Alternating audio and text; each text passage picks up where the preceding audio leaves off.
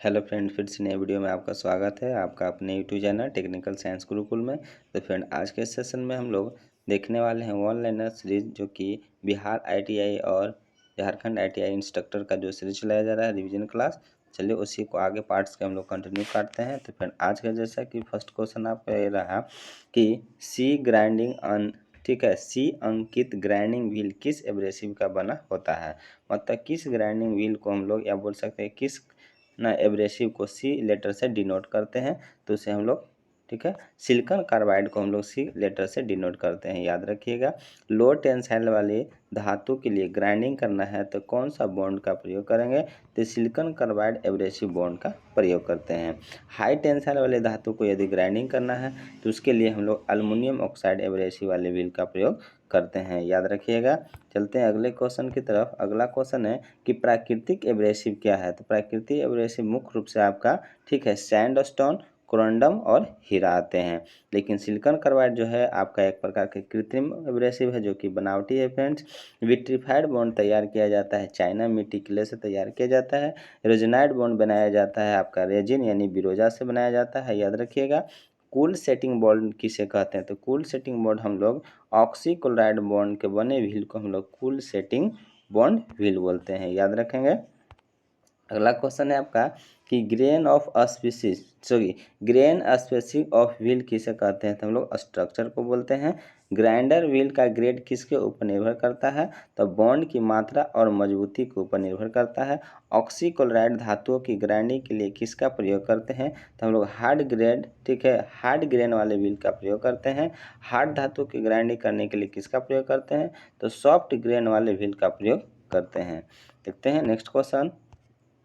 Rough grinding के लिए किसका प्रयोग करते हैं, तो हम लोग रफ ग्राइंडिंग के लिए ओपन स्ट्रक्चर वाले व्हील का प्रयोग करते हैं। फिनिशिंग ग्राइंडिंग के लिए यदि बात की जाएगी तो फ्रेंड्स वहाँ हम लोग डेंस स्ट्रक्चर वाले व्हील का प्रयोग करते हैं, याद रखिएगा। सेंट्रल लेंस ग्राइंडिंग में आने वाले दोष को क्या बोलते हैं, तो लोडिंग बोलते हैं। क्या बोलते हैं, लोडिंग बोलते हैं। छलनी में किए गए प्रति वर्ग इन सुराखों की संख्या द्वारा निर्धारित क्या की जाती है, तो आपका ग्रेन साइज का निर्धारण किया जाता है, याद रखिएगा। अगला क्वेश्चन है फ्रेंड, यदि क्वेश्चन अच्छा लग रहा होगा तो प्लीज़ वीडियो को लाइक कर दें।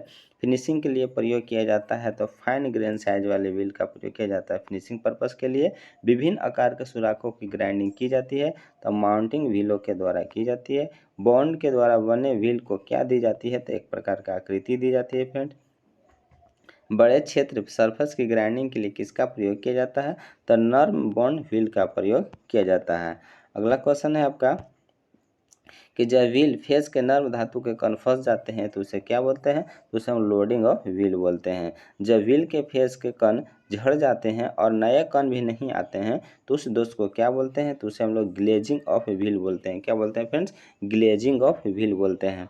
फिर जैसे ही हमारा ऑनलाइनर सीरीज खत्म होगा, इसका हम लोग MCQ सॉल्व करेंगे, तो प्लीज़ आप हमसे ज़रूर जुड़ें इस क्लास से। व्हील की आकृति को शुद्ध साइज में लाने और फेस को समतल करने की विधि को क्या बोलते हैं, तो उसे हम लोग ट्विंग कहते हैं। लोडेड व्हील को ठीक किया जाता है किसके द्वारा, तो व्हील ड्रेसर के द्वारा ठीक किया जाता है, याद रखिएगा। अगला क्वेश्चन है कि लोडिंग ऑफ व्हील और ग्लेजिंग ऑफ व्हील दोनों क्या है, तो दोनों अलग अलग एक प्रकार के दोष होते हैं। ड्रेसिंग करने वाले औजार को क्या बोलते हैं, तो व्हील ड्रेसर बोलते हैं।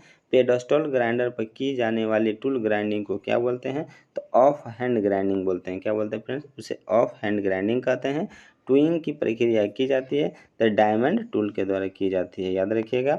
सॉफ्ट व्हील का प्रयोग किया जाता है तो ड्राई ग्राइंडिंग में हम लोग सॉफ्ट व्हील का प्रयोग करते हैं। अगला क्वेश्चन आपका है कि कास्टिंग की हुई जॉब के गेट व ग्रुप्स की ग्राइंडिंग व कास्टिंग की जॉब की सतह को सफाई करने के प्रोसेस को क्या बोलते हैं, तो उसे हम लोग स्नैगिंग बोलते हैं। क्या बोलते हैं, स्नैगिंग बोलते हैं, याद रखिएगा।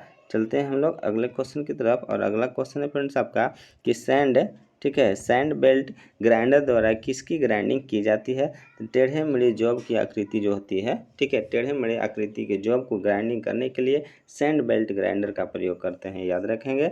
ग्राइंडर व्हील के प्रमुख तत्व क्या होते हैं, यानी किससे बना होता है, तो ये फ्रेंड्स आपका मुख्य रूप से एब्रेसिव बॉन्ड ग्रेड और स्ट्रक्चर से मिलकर बना होता है।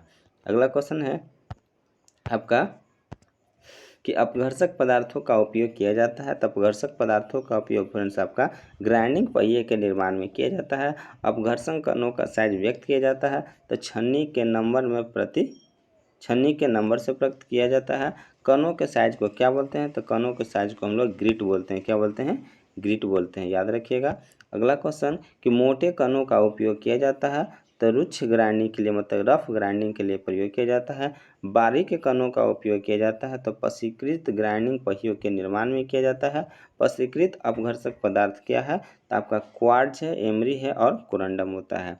कृत्रिम अपघर्षक पदार्थ क्या आते हैं? तो आपका सिलिकॉन कार्बाइड हो जाएगा और एल्युमिनियम ऑक्साइड हो जाएगा, याद रखिएगा।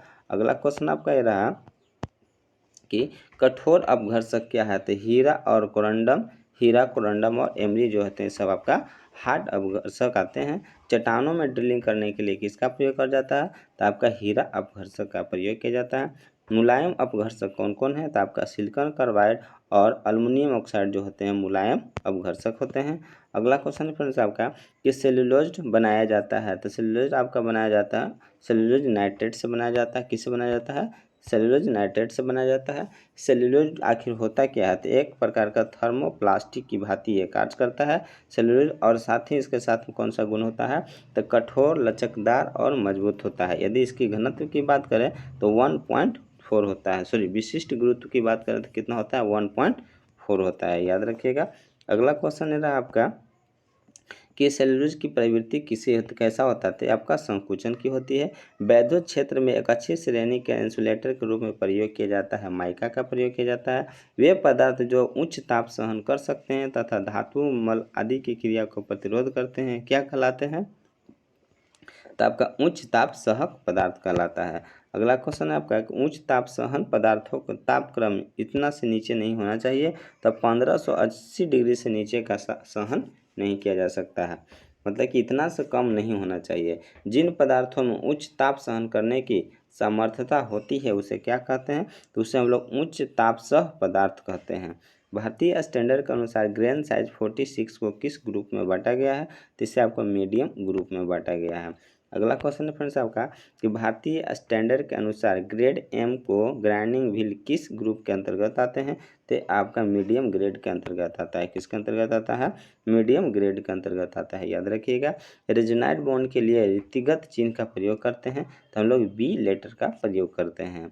एक ग्राइंडिंग व्हील में मार्किंग की गई है, ठीक है, 51, देखिएगा ध्यान से, 51 F46 L5V23। तो यहाँ पर 5 क्या अंकित करता है आपसे पूछा गया है, तो ये आपका स्ट्रक्चर को अंकित करता है। सर इसका हम लोग वन लाइनर सीरीज देख रहे हैं, इसलिए हम ज़्यादा डिटेल नहीं कर रहे हैं क्योंकि वीडियो लंबा हो जाएगा फ्रेंड। यदि इसका हम टॉपिक वाइज वीडियो लेके आएंगे उसमें सारा डिटेल क्लियर करेंगे। अगला क्वेश्चन है कि व्हील की बैलेंसिंग की जाती है। तो व्हील की बैलेंसिंग आपको व्हील की प्रत्येक पोजीशन पर एक समान भार बना रहे, इसीलिए व्हील की बैलेंसिंग की जाती है।